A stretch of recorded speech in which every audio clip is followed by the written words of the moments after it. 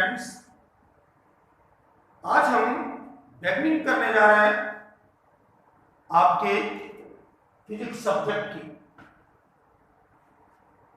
Class 10th level पर first chapter है electricity और उसका first topic charge and electric current. तो सबसे पहले हम डिस्कशन करते हैं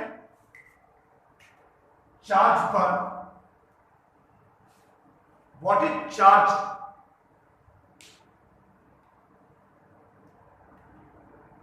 तो since every material, every substance constituted by atoms, and atom consists of two parts. One,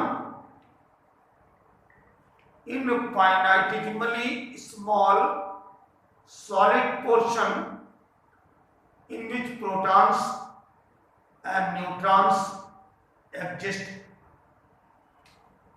one part क्या है? Solid portion. कैसा solid portion? Infinitesimally small solid portion consist of neutrons and proton. Since neutron have no charge but protons have positive charge, that's why nucleus has positive charge. While third fundamental particles revolving in different stationary orbit around the nucleus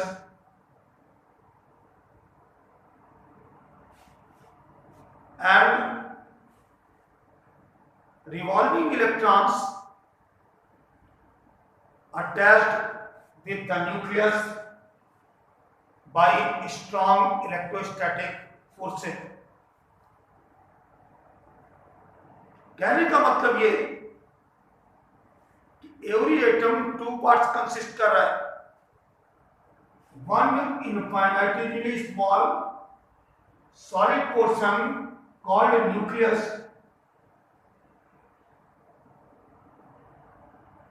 while different orbits में electrons, कैसे different orbits में? Stationary orbits में electron revolve कर रहे हैं। तो जो inner orbit है उन पर न्यूक्लियस का फोर्स ऑफ अट्रैक्शन बहुत हाई है, बट आउटर मोस्ट शेल के इलेक्ट्रॉन्स न्यूक्लियस से लूजली अटैच्ड है। तो ऐसे में अगर हम कहीं से सम एनर्जी प्रोवाइड कर दें तो these electron means electron of outermost shell can leave the surface of atom but cannot leave the surface of substance. Atom की सरफेस को तो लेफ्ट कर सकते हैं बट सब्सटेंस की सरफेस को लीव नहीं कर सकते, और ऐसे इलेक्ट्रॉन सब्सटेंस के अंदर एनीवेयर मूव कर सकते हैं, so called free electrons. Clear? अब अगर किसी एटम ने इलेक्ट्रॉन लूज कर दिया तो उस पर कैसा चार्ज आ गया? Positive charge. इलेक्ट्रॉन लेफ्ट करने के बाद जो एटम बचा कॉल्ड पॉजिटिव आयन, राइट? जो इलेक्ट्रॉन सरफेस ऑफ एटम को लीव कर रहा है वो फ्री इलेक्ट्रॉन हो गया।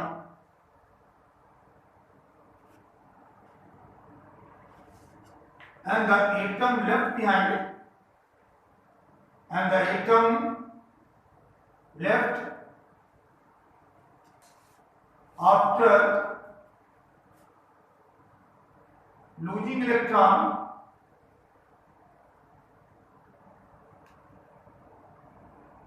called positive ion, right?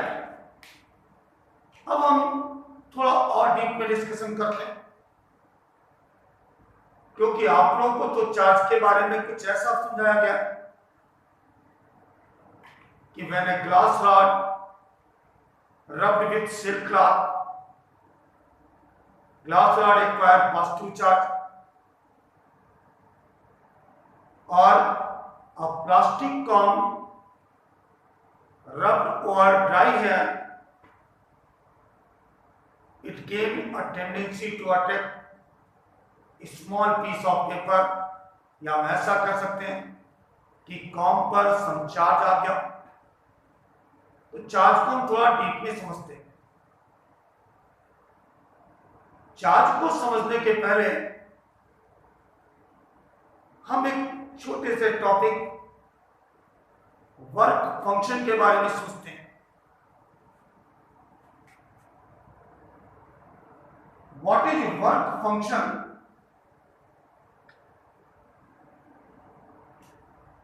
ये वर्क फंक्शन क्या है? The energy required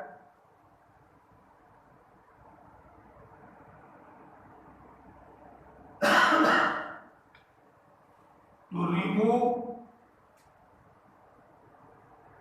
remove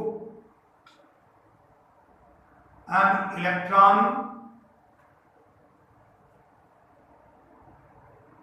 from surface of a material called work function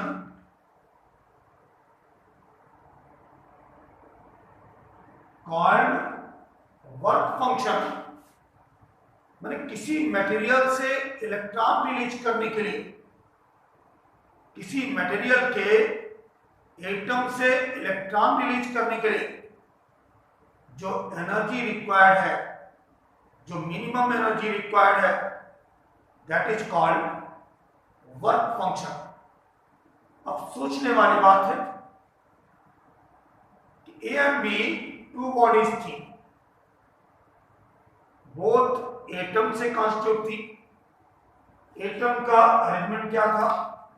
positively charge nucleus and different stationary orbits में इलेक्ट्रॉन्स, और आउटर मोस्ट शेल के electrons loosely attached थे जो surface of atom को छोड़ना चाह रहा था। तो आपने ए और बी टू बॉडीज को रब्ड कर दिया। जब आपने टू बॉडीज को रब्ड किया तो two bodies over one another motion कर रही है, और मोशन करेंगी तो इनके बीच फ्रिक्शन एक्ट करेगा। फ्रिक्शन एक्ट करेगा, इट मींस आपको सम एनर्जी प्रोवाइड करनी पड़ेगी। अब जब आपने टू बॉडीज को रब्ड किया तो अगेंस्ट फ्रिक्शन वर्क करने के लिए सम आपने एनर्जी प्रोवाइड की। अब ऐसे में जिस बॉडी का, जिस मटेरियल का वर्क फंक्शन लेसर था, मींस जिसे इलेक्ट्रॉन रिलीज करने के लिए लेस एनर्जी चाहिए थी, जिसका वर्क फंक्शन लेसर था, उसने इलेक्ट्रॉन पहले रिलीज कर दिया। अब टू बॉडीज को रब्ड कर रहे थे, तो अगर वन बॉडी ने इलेक्ट्रॉन रिलीज किया तो definitely other body electron gain करेगी, क्योंकि एनवायरनमेंट में तो इलेक्ट्रॉन जाना नहीं है। टू बॉडीज को रब्ड कर रहे थे, तो जिसका वर्क फंक्शन मीन जिसको इलेक्ट्रॉन लूज करने के लिए लेस एनर्जी चाहिए थी, उसने पहले अपने इलेक्ट्रॉन को रिलीज कर दिया, और अदर बॉडी ने इलेक्ट्रॉन गेन कर लिया। क्लियर? इलेक्ट्रॉन पर नेगेटिव चार्ज होता है। चार्ज ऑफ इलेक्ट्रॉन कैसा है? नेगेटिव। इलेक्ट्रॉन पर -1 एसयू, या कूलाम में अगर बात करें तो -1.6 इंटू 10⁻⁻19 कूलाम का चार्ज है, राइट। तो जब आप टू बॉडीज को रब करते हैं तो ओनली इलेक्ट्रॉन ही ट्रांसफर हो सकते हैं, क्योंकि इलेक्ट्रॉन आउटर मोस्ट शेल में थे। क्लियर। अब जिसका वर्क फंक्शन लेसर था उसने इलेक्ट्रॉन रिलीज कर दिया, और जिसका ग्रेटर था उसने मजबूरी में गेन कर लिया। अब इलेक्ट्रॉन पर कैसा चार्ज है? नेगेटिव। तो सिंपल वे में अगर बोले तो एक दिमाग में बैठा ले आप, electron is the symbol of poverty. Electron गरीबी का सिंबल है। गरीबी जिससे चली जाएगी, पॉवर्टी जिस पर चली जाएगी, उस पर कैसा चार्ज आ जाएगा? वो पैसे वाला हो जाएगा, यानी उस पर पॉजिटिव चार्ज आ जाएगा। और अदर बॉडी जिसने इलेक्ट्रॉन गेन किया वो गरीब हो जाएगा, यानी निगेटिव चार्ज आ जाएगा। क्लियर। तो body which loose electron acquire positive charge, body which lose electron acquire positive charge, and the body which gain electron acquire negative charge. Clear? Reason आप दिमाग में बैठा चुके हैं कि electron is the symbol of poverty. Then देखिए, आपने A and B two bodies थी, इन टू बॉडीज को रब किया और वन अनदर,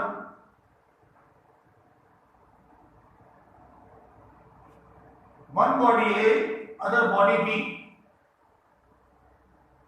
तो अगर वन इलेक्ट्रॉन ट्रांसफर हो गया from body A to body B, A पर चार्ज आ गया +1e का। क्यों? ए ने इलेक्ट्रॉन लूज किया है, तो इस पर कैसा चार्ज आएगा? पॉजिटिव। सेकेंड बॉडी ने इलेक्ट्रॉन गेन किया, तो सेकेंड बॉडी पर चार्ज आया 1e का negative, right. First body 2 electron release कर देती,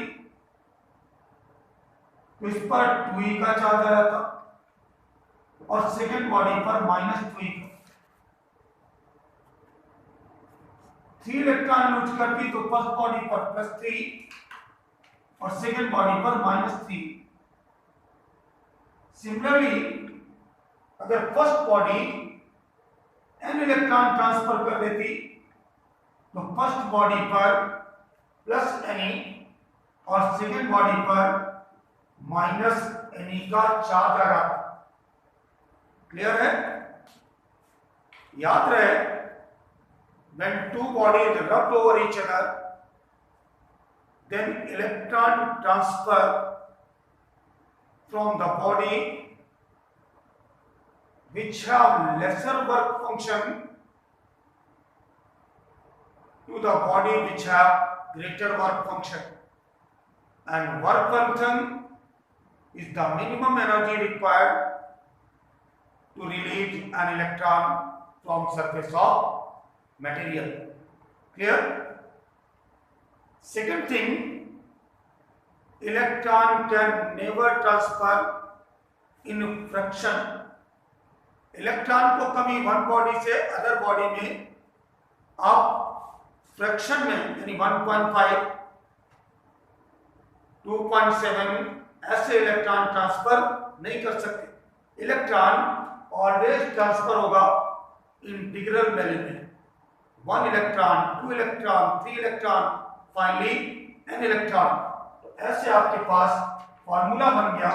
फर्स्ट फॉर्मूला Q = Ne, और बल्कि हम ऐसा कह सकते हैं कि Q ± Ne, where Q Here Q, charge transferred,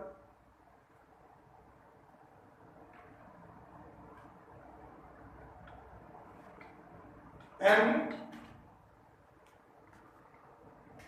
number of electron transferred,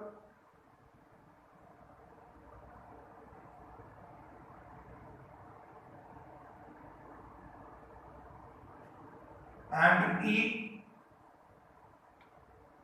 charge of electron.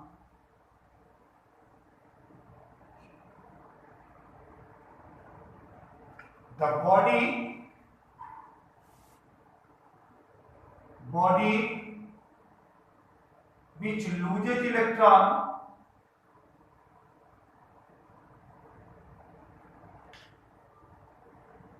acquire positive charge. Why? As the electron is the symbol of poverty. Body which gave electron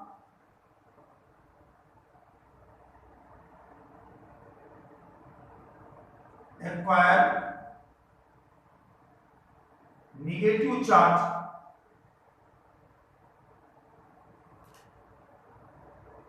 clear? तो charge क्या है? एक चीज तो clear हो गई कि जब आप टू बॉडीज को रब करते हैं तो due to friction some electron transfer हो जाते हैं from one body to another body, and the body which loses electron always acquired positive charge.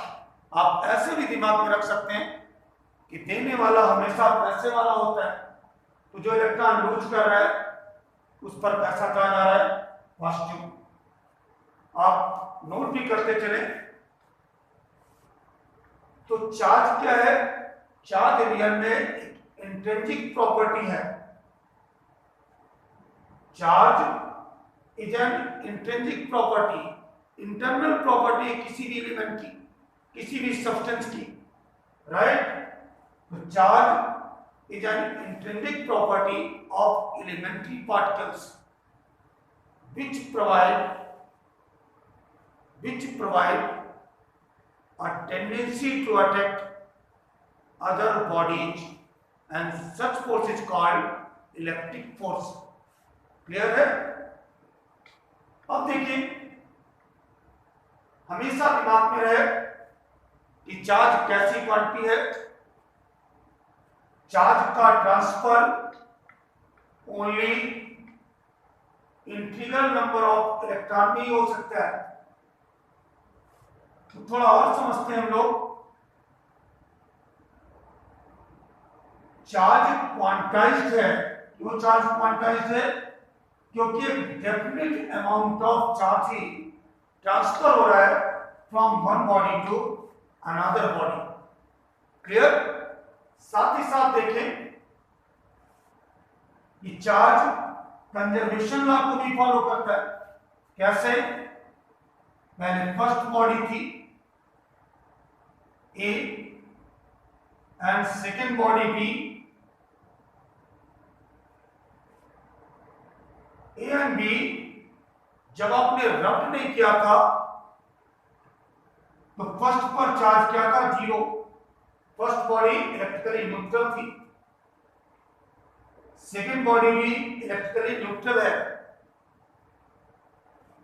आपने बोथ बॉडीज को रब कर दिया, देन सम इलेक्ट्रॉन से an electron transfer from A to B.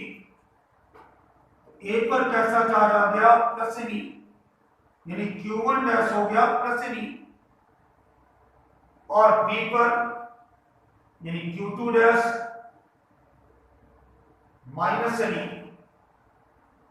रब करने के पहले net charge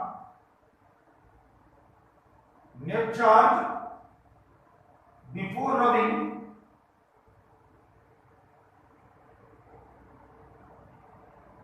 rubbing two bodies 0 plus 0 0, and net charge after running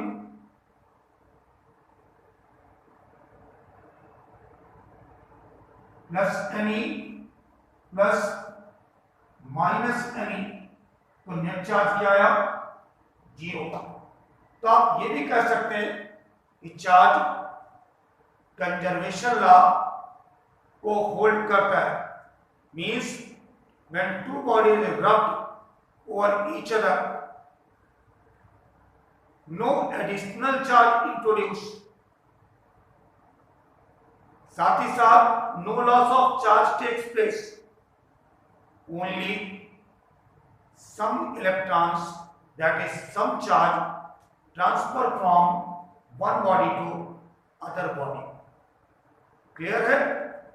charge की यूनिट क्या होगी बेटा? चार्ज की unit of charge generally coulomb. कैसी क्वांटिटी है? चार्ज स्केलर है या वेक्टर? तो चार्ज एक स्केलर क्वांटिटी है, राइट? आप चार्ज को एसयू में भी रिप्रेजेंट कर सकते हैं, और 1 एसयू की वैल्यू है 1.6 × 10⁻⁻19 कूलम्स।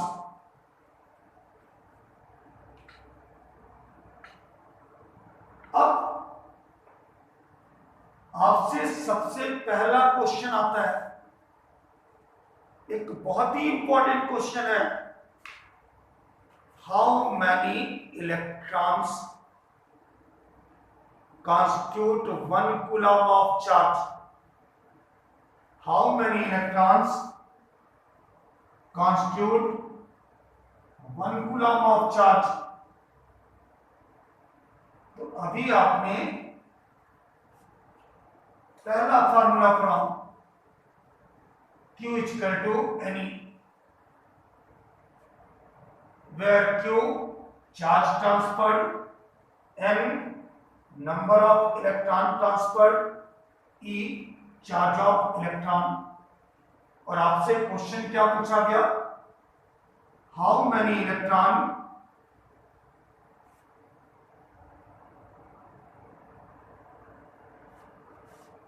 constitute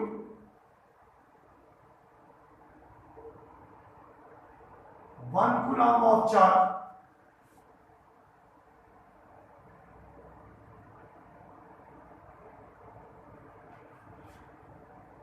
तो Q = NE था, N = क्या आ जाएगा? Q/E। Q की प्लेस पर आपने पुट कर दिया 1 कूलम, E की प्लेस पर 1.6 × 10⁻19 कूलम। कूलम से कूलम कैंसिल हो गया,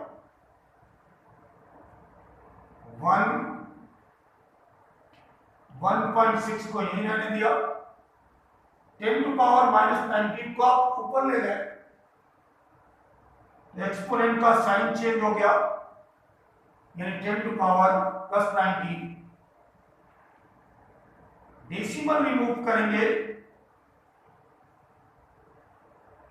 दैट इज आ क्या गया आपका 10/16 × 10⁻, डेसिमल लगाया 100, 16 6 96 रिमाइंडर, ये आपका सॉल्व होकर आया 0.625 × 10⁻19। डेसिमल को 1 प्लेस राइट शिफ्ट कर दे,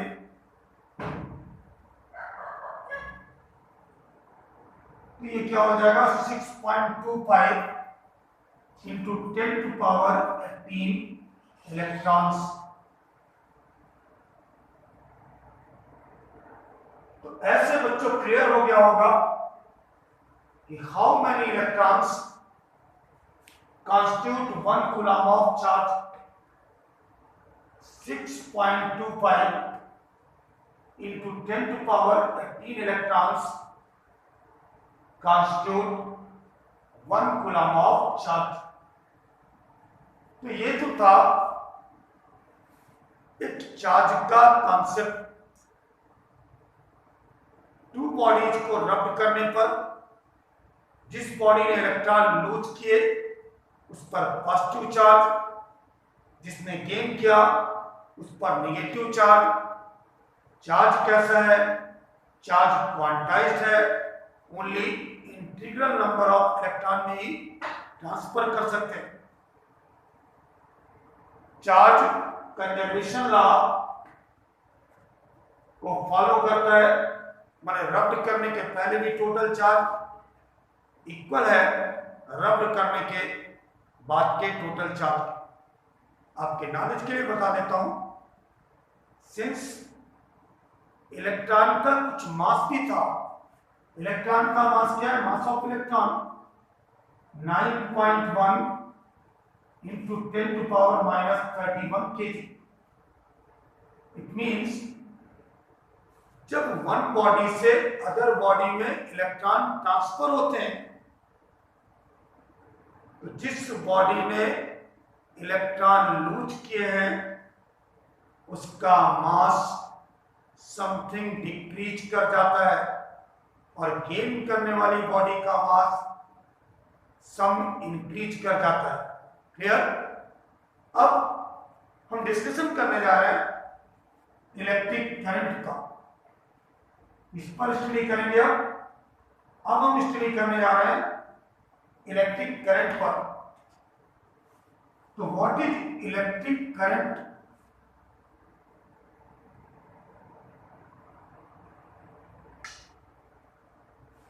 चार्ज रेस्ट स्टेज में है तो सिंपली इसे चार्ज बोलेंगे। बट चार्ज अगर मूविंग स्टेज में है, चार्ज मोशन में है, then it is called electric current. तो चार्ज और इलेक्ट्रिक करंट का मेजर डिफरेंस क्या हुआ? Charge is an intrinsic property of a substance which remains in rest, but moving charge is called electric current. तो what is electric current? जहां कहीं भी आप एक सर्किट प्रोवाइड कर देंगे, मैंने कहा every substance is constituted by atoms. When an atom releases an electron, then released electron is called free electron, and the atom left behind it is called positive ion. अब ये positive ion माने जिस atom ने electron को loose कर दिया वो तो बन गया पॉजिटिव आयन, और जो इलेक्ट्रॉन लूज हो गया वो फ्री इलेक्ट्रॉन। अब ये फ्री इलेक्ट्रॉन ही चार्ज को कैरी करने का काम करता है। एक्चुअली में जैसे आपने कोई मटेरियल ले लिया, मैंने ये मटेरियल ले लिया है, कोई मटेरियल का पीस है, तो अभी इसके अंदर पॉजिटिव आयन और फ्री इलेक्ट्रॉन ऐसे रैंडम मोशन कर रहे हैं।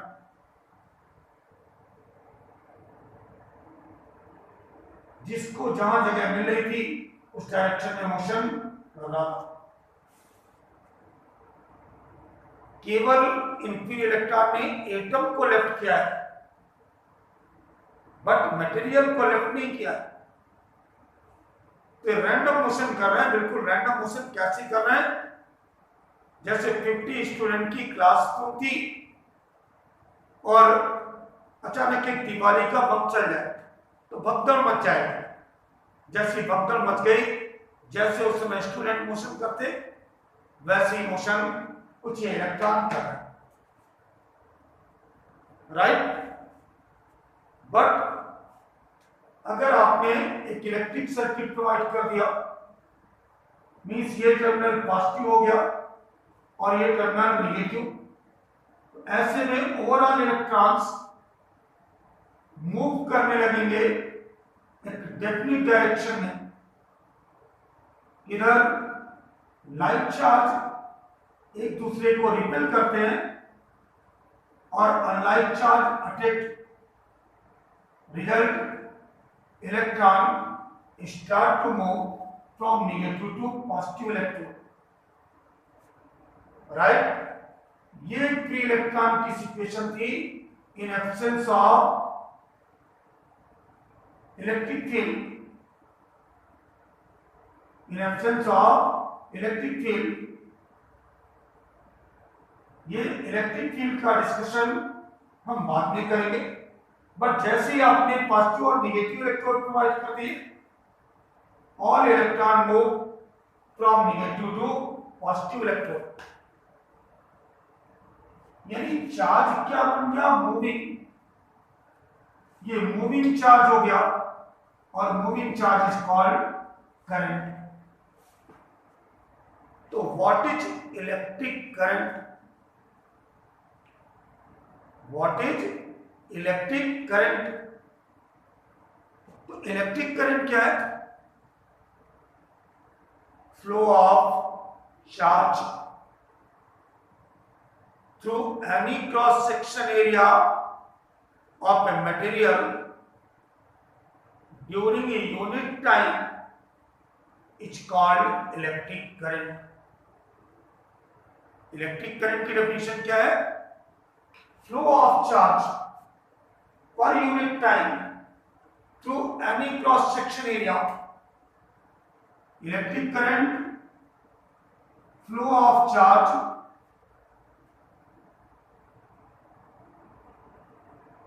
through any cross section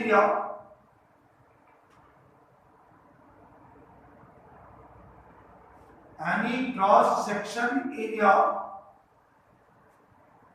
per unit time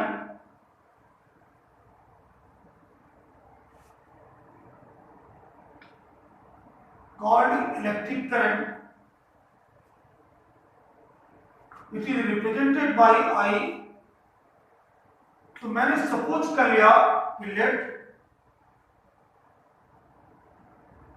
Q charge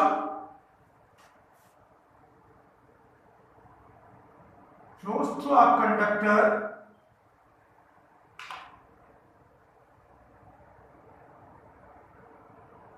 in time t, then electric current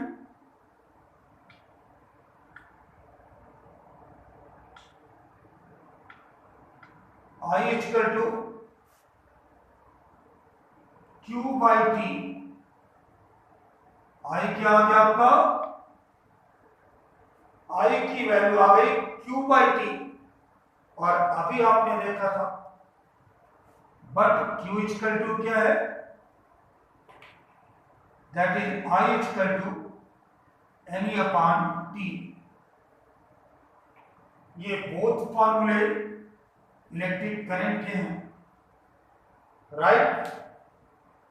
अब सवाल उठता है कि इलेक्ट्रिक करंट कैसी क्वांटिटी है?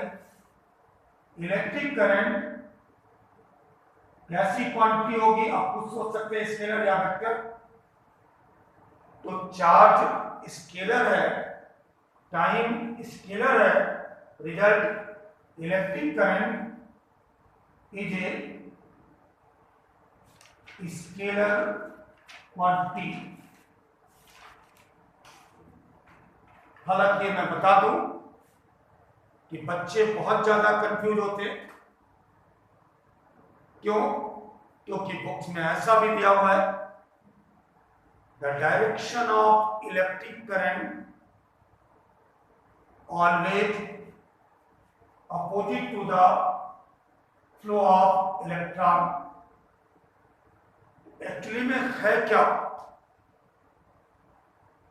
जो कन्वेंशनल डायरेक्शन है मैंने जो सुविधा के लिए ली गई इलेक्ट्रिक करंट की डायरेक्शन है वो तो always direction of flow of positive charge. क्या कह रहा हूं? ऑल्दो मैंने समझाया कि electric current is a scalar quantity, although direction of electric current along flow of positive charge। अब अगर करंट की direction flow of positive charge है तो इलेक्ट्रॉन पर चार्ज जस्ट अपोजिट है। पॉजिटिव चार्ज का मतलब इलेक्ट्रॉन पर तो निगेटिव चार्ज था, तो मैं ऐसा भी कह सकता हूं और opposite to the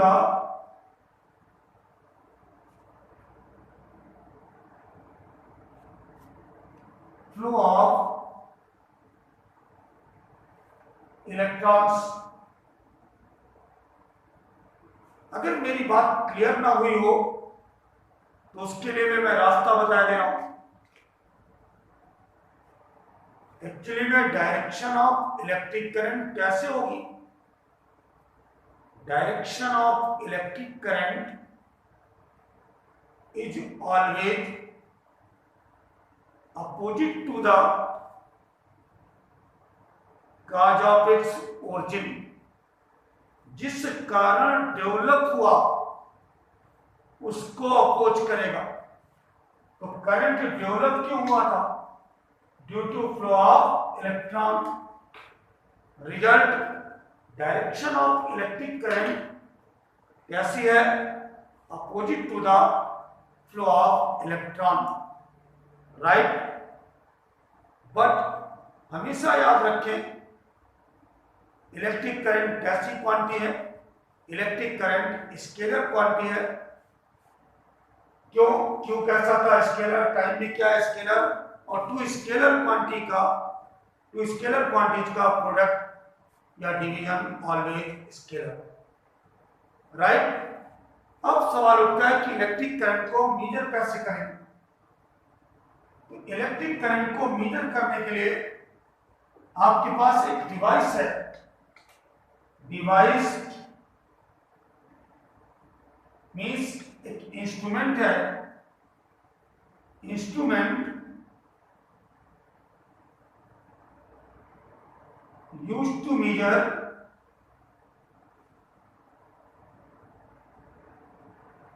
electric current called ammeter। Electric current को किससे मेजर करते हैं? इलेक्ट्रिक करंट को मेजर करने के लिए एक इंस्ट्रूमेंट है जिसे ऑलवेज आप सीरीज में लगाएंगे। यानी एमीटर के पॉजिटिव टर्मिनल को सेल या बैटरी के पॉजिटिव टर्मिनल से और एमीटर के निगेटिव टर्मिनल को सेल और बैटरी के निगेटिव टर्मिनल से कनेक्ट करेंगे। तो एमीटर ऑलवेज सीरीज में लगाते हैं करंट को मेजर करने के लिए। और इसका रेजिस्टेंस बहुत लो होगा, माने रेजिस्टेंस इसका नेग्लिजिबल होता है किसी आइडियल एमीटर का। अब आप सोचोगे रेजिस्टेंस क्या है, तो नेक्स्ट क्लासेज में हम इस पर भी डिस्कस करेंगे टाइम आने पर। बट बहुत ज्यादा टाइम नहीं लूंगा आपका, बस थोड़ा सा टाइम और लूंगा। यूनिट ऑफ इलेक्ट्रिक करंट की बात की जाए तो यूनिट ऑफ इलेक्ट्रिक करंट क्या है?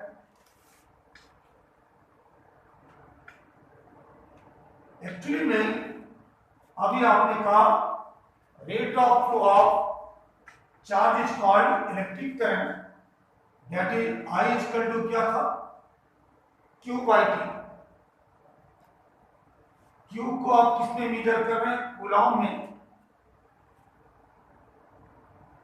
और टाइम को सेकेंड में। That is unit of electric current is Coulomb पर सेकेंड। और इस कूलॉम पर सेकेंड को ही बोलते हैं एम्पियर। क्या बोल रहे हैं? कूलॉम पर सेकेंड को ही बोलते हैं एम्पियर। तो फंडामेंटल यूनिट क्या हो गई इलेक्ट्रिक करंट की? Ampere.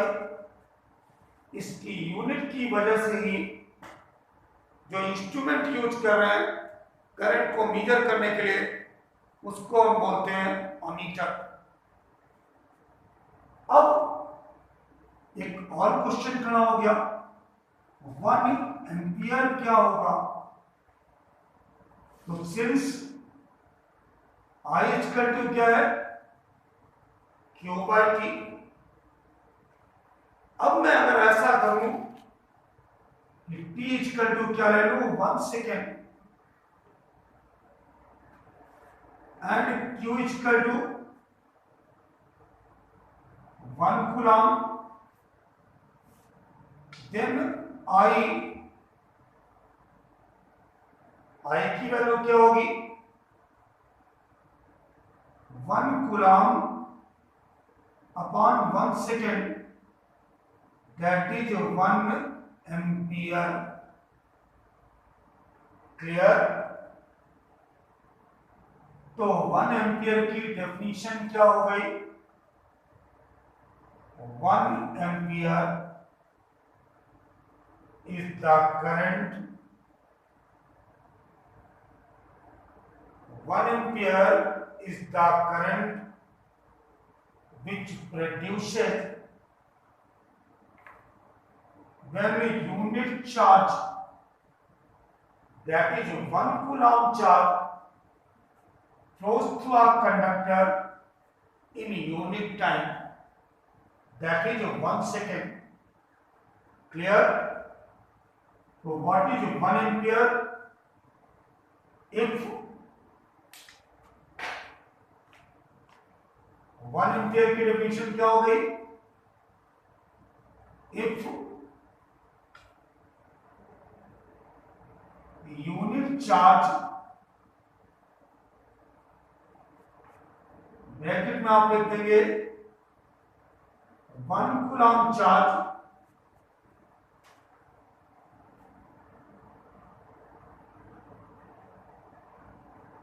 flows through a conductor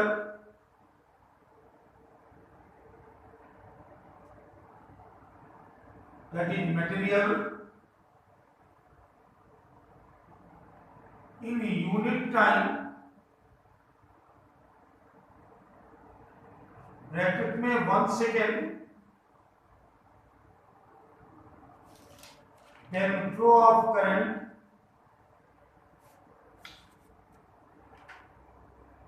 is 1 ampere, right?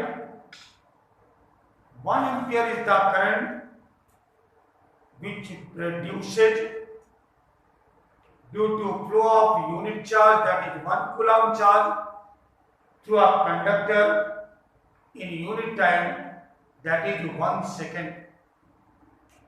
ये था आपका चार्ज और इलेक्ट्रिक करंट का बेसिक कॉन्सेप्ट।